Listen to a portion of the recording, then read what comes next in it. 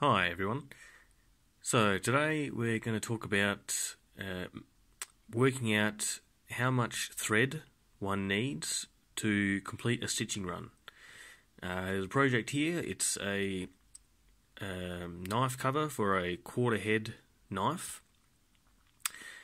and generally when you want to stitch something, it's a bit of a pain if you run out of thread and you got to start a new run, or if you use too much thread, and then that's obviously a waste. So by calculating the amount of thread you need, you can minimise wastage and not run out of thread when you come towards the end of the project. Okay, so we need to calculate the length that one of the threads will travel along the surface of our piece. Now, if you imagine a thread on the front of the piece going from the first to the second hole, it then disappears and goes behind the piece to the third hole and comes back up to the front and goes to the fourth hole. Now, the distance it travels on the back of the piece is equal to the distance it travels on the front of the piece. So we simply calculate the length of this stitching run on the surface. And in this case, it's 16.5 centimeters. Now, in addition to traveling along the surface of the piece, the thread will also travel back a certain distance behind the piece and then forward to the front of the piece a certain distance. Now, this leather, or the thickness of the leather that we're stitching, is 2 millimeters. So if a thread travels to the back of the piece, that's 2 millimeters on one hole. For two holes, that's 2 times 2 millimeters, 4 millimeters total. What we've got here is 104 holes at 2 millimeters per hole. That brings us to 208 millimeters, or 20.8 centimeters. That's the distance the thread travels to the back and to the front throughout the whole length of the stitching run. Now we add that to our length on the surface of 16.5 centimeters, and we come to 37.3 centimeters.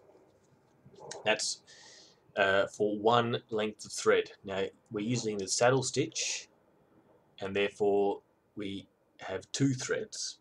So our length of 37.3 centimeters multiplied by 2 brings us to 74.6 centimeters. Now, to ensure that we've got enough room, especially towards the end of our run, to move our needles, we need to add a little bit of length, which will end up being wasted, but that's okay. I like to add, say, 15 centimeters per needle. So in this case, we're adding a total of 30 centimeters, which brings us to 104.6 centimeters.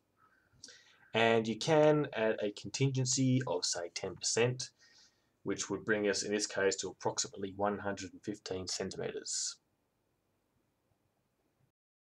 Okay, so now we've finished our stitching, and this is what the end product looks like. I've cut off the threads, and what you can see is we end up with, for one thread, about 20 centimeters, and the other thread is roughly the same. All things equal, they should be the same. They're roughly a bit more than 20 centimeters. So that's a total of 40 centimeters of thread, which didn't go into sewing the leather, but it's still required. Otherwise, if you end up with too short a bit of thread, you won't be able to move your needle back through the piece. So yeah, it's possibly a little bit too much left over there, but better to have too much thread, just a little bit too much, than not enough.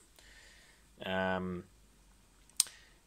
if you remember, our required thread for the piece was 74.6 centimeters. So our total thread, which we calculated, was 115 centimeters minus 40 centimeters, which is left over, and we come to 75 centimetres, which is almost exactly the amount which we calculated we would need to sew this part. And there it is. That's how you calculate the amount of thread you need to sew your leather.